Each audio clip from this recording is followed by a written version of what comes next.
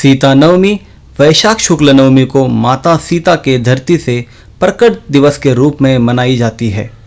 मान्यता के अनुसार राजा जनक जब यज्ञ भूमि जोत रहे थे तब हल के फल से एक कलश में कन्या प्राप्त हुई। उन्हें भूमिजा भी कहा जाता है और यह दिन सुख सौभाग्य के लिए पूजा और व्रत के लिए समर्पित है। महिलाएं इस दिन व्रत रखकर अखंड सौभाग्य और परिवार में सुख समृद्धि की कामना करती है। आइए जानते हैं सीता नवमी की व्रत कथा विस्तार से। सीता नवमी की व्रत कथा।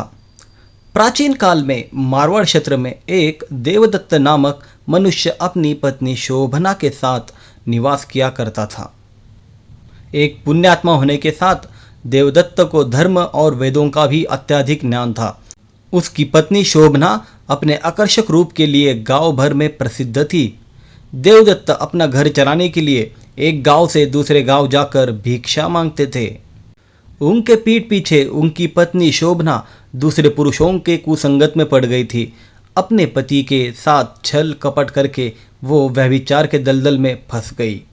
धीरे धीरे पूरे गांव को शोभना के इस दुष्कर्म के बारे में पता लग गया।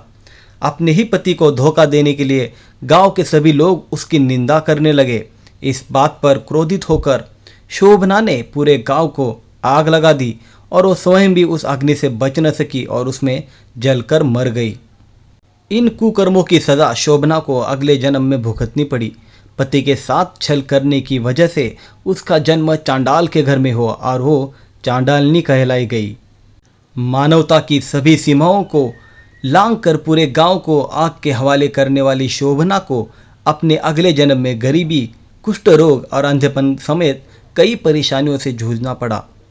दारिद्र्य होने के कारण वो भोजन के लिए एक नगर से दूसरे नगर तक भटकती थी।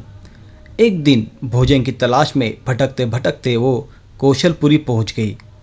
उस दिन पूरा नगर सीता नवमी का व्रत व पूजन कर रहा था। भूख से व्याकुल और रोगों से पीड़ित उस दुखियारी ने वहां के लोगों से भोजन देने की गुहार लगाई।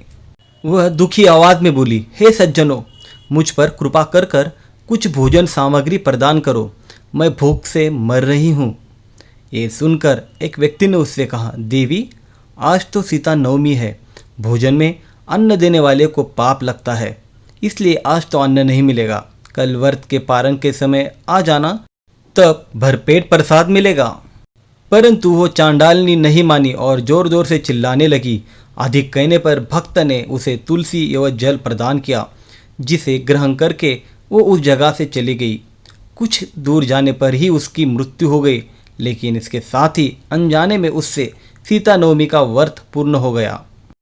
व्रत पूरा करने पर दया और प्रेम की मूर्त देवी सीता ने उसे उसके सभी पापों से मुक्ति दे दी। सीता माता की कृपा से उसे स्वर्ग की प्राप्ति हुई, जहां उसने अनंत वर्षों तक आनंदपूर्वक अपना समय व्यतीत किया। तत्पश्चात वह अगले जन्म में कामरूप देश के महाराजा जयसिंह की महारानी कामकला के रूप में प्रख्यात हुई। व्रत के प्रभाव से उसे अपने पहले जन्मों का स्मरण बना रहा, जिसके कारण महारानी कामकला ने अपने राज्य में अनेक देवालय बनवाए, जिसमें जानकी रघुनाथ की प्रतिष्ठा करवाई। इस प्रकार उन्होंने अपना पूरा जीवन रघुनाथ और जानकी जी की सेवा को समर्पित कर दिया। सीता नवमी व्रत कथा का पाठ करने से अखंड सौभाग्य का फल मिलता है। आपको ये वीडियो अच्छा लगा तो इस वीडियो को लाइक ज़रूर करें और साथ में चैनल को सब्सक्राइब ज़रूर करना।